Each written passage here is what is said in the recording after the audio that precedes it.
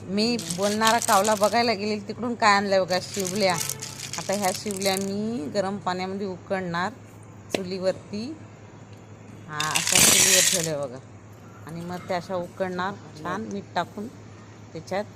आणि मस्त झणझणीत रसा बनवणार. छान बनता रसा. सकाळचे वाजलेत 5 आणि मी चुला पेटवून शिवल्या उकडायला ठेवलेल्या आहेत, बघू शकता.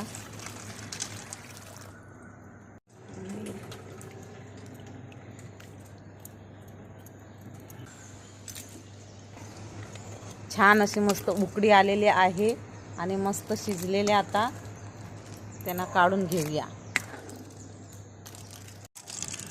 भारी शिजल्यावर